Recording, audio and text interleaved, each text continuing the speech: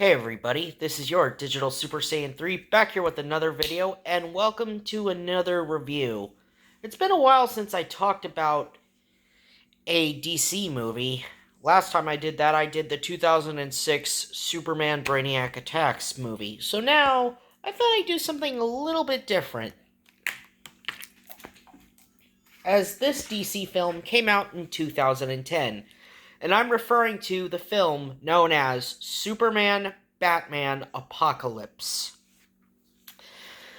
So yeah, this film is an hour and 18 minutes in, and yeah, that's pretty much the runtime of this film.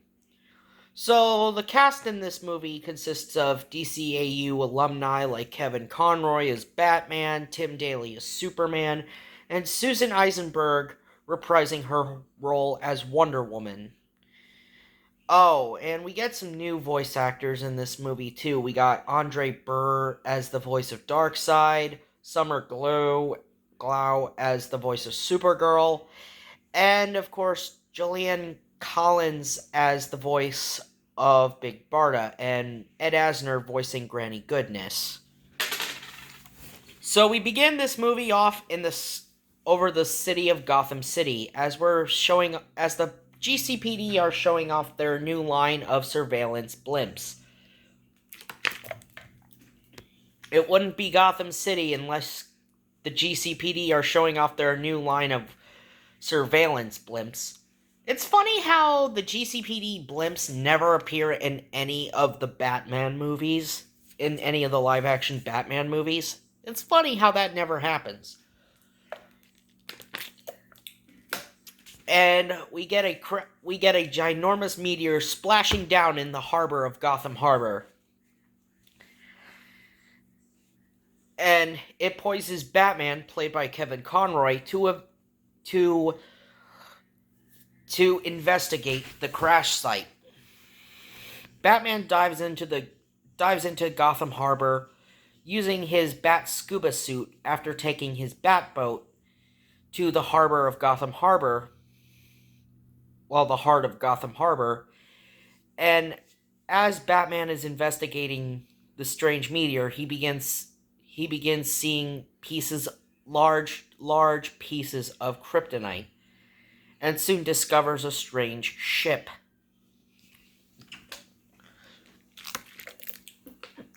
While unbeknownst to Batman, a strange shadow gets inside his Batboat and takes it for a spin towards the shore.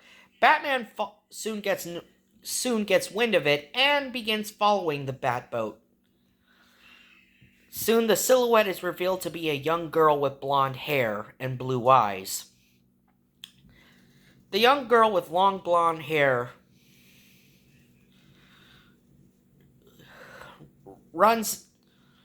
begins running towards some dock workers, and of course she is naked.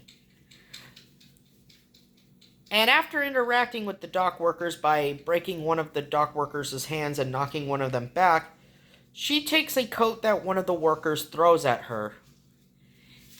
And of course, a chase ensues as she is being chased by Batman. The girl shows that she can't control her strange powers as she has just arrived on Earth. And the girl destroys a blimp, that one of the surveillance blimps, but one of the blimps is caught by Superman, who swoops in and catches the blimp. But Batman soon catches up with the girl and uses the kryptonite to knock her out. Batman takes her back to the Batcave to examine her, realizing that her skin density is much denser than that of Superman's, and that he figured out that she absorbs sunlight more efficient than he does. Of course, the girl wakes up and destroys the machine that Batman was using to scan her. And then Superman arrives in the Batcave. Superman, played by Tim Daly, arrives in the Batcave, and he begins talking to the strange girl. and the girl reveals to Superman that she is his cousin, Kara Zor-El. Kara in this movie is, like I said, voiced by Summer Glau, or however I pronounce her name. It starts with a G. So, yeah, Superman tells Batman, "This is my cousin, Kara Zor-El." And then Batman says, "Your cousin torched $50,000 worth of equipment." And and then Superman says, "Well, send me the bill." And then Batman's like, "On a reporter's salary." Right.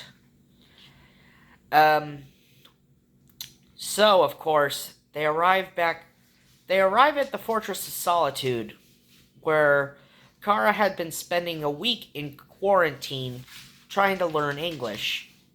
And, well, she's starting to get the hang of learning English really fast. Also, she gets barked at and chased away by Crypto. Yeah.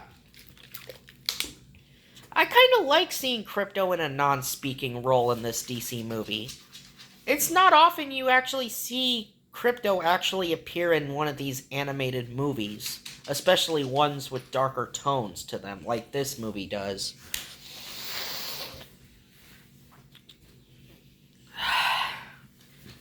Anyway, Kara begins talking with Batman, and Batman asked if she remembers her mother's name, and she's like, "I don't remember my mother's name right now." And of course, she remembers her parents, but just not the name of her mother right now. And of course, yeah, Kara's basically trying to find out more about her memories. And even during her conversation with Batman, she even says to Batman that he has no heart. Even though that's a load of bullcrap, because Batman does have a heart underneath that tough exterior. There is a heart underneath that tough exterior. Anyway, we cut to Metropolis as Kara and Clark are enjoying a day on the town, as Clark is showing her what it means to be an actual Earth girl by taking her shopping, giving her a hot dog, and, well, and of course taking her through a walk through the park, where they are then ambushed by Harbinger and Wonder Woman. Of course, Batman arrives to tell Superman that this is the best thing for Kara, as she needs to learn to control her powers.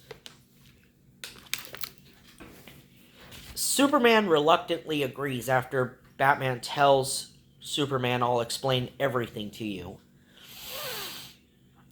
Meanwhile, we cut back to Apocalypse. We cut to the planet Apocalypse, as Granny Goodness, played by Ed Asner, begins testing the waters for a new honor guard captain to replace Big Barda by the name of Treasure. And Treasure takes on the Furies. And it doesn't look so good for Treasure, as she quickly gets her ass handed to her by the Furies. Only for the Furies to leave her a puddle, only just to be cleaned up by the Apocalypse Hellhounds. And then, of course, Granny Goodness is then scolded by Darkseid, voiced by Andre Berger. Who, I gotta say, I really like his voice of Darkseid. He actually sounds really cool as Darkseid. Anyway, he tasks Granny Goodness with bringing him the Kryptonian girl who fell out of the sky. So, we cut to Themyscira as Harbinger continues to have more of her visions, or as her real name is, Lila. Lila continues to have more and more of her visions as Harbinger. We cut to a sparring match between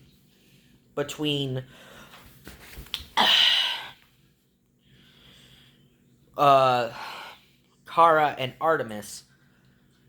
And right as the sparring match ends, after Kara gets her sword knocked out of her hand, and then Clark had to come in and intervene.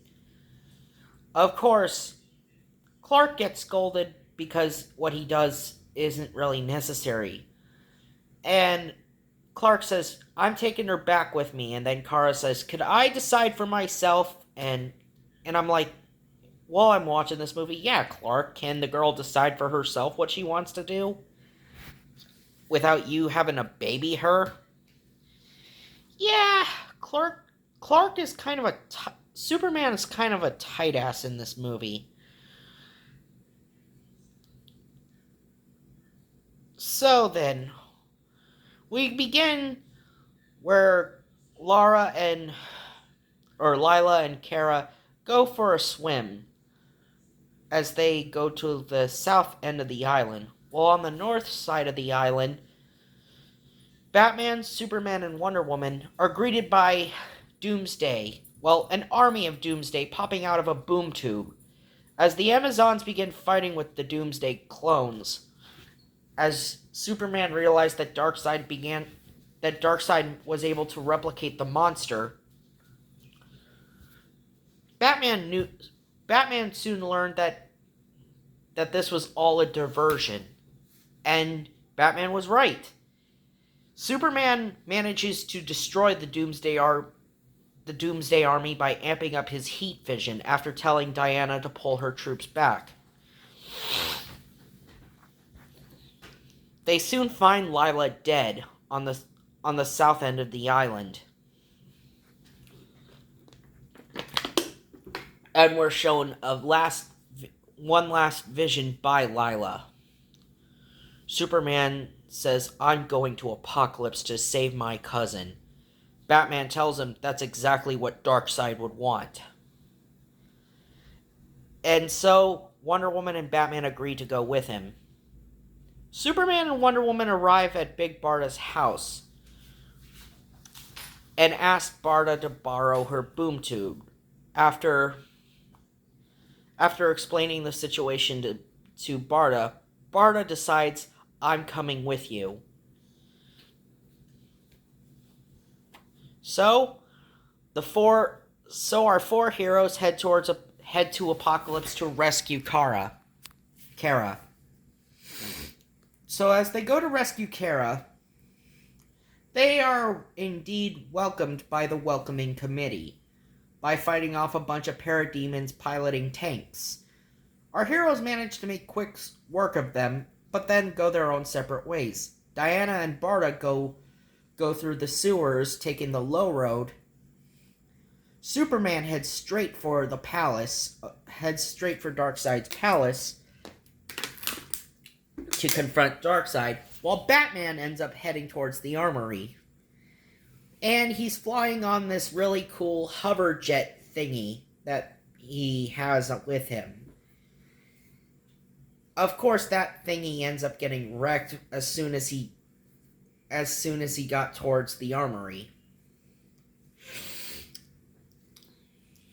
Batman manages to also break the encryption of the Hellspores, which are apocalyptic bombs that Darkseid has in his armory.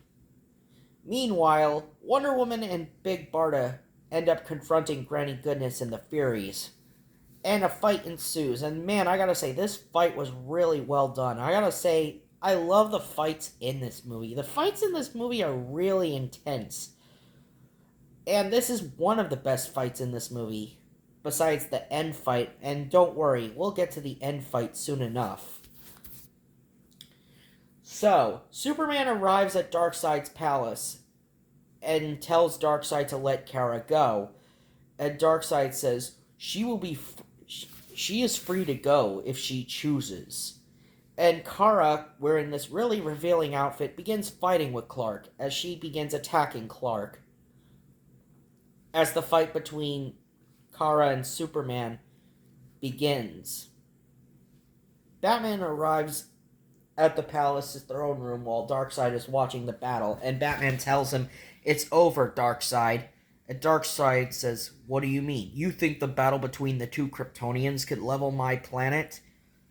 And Batman's saying, "I'm not talking about them.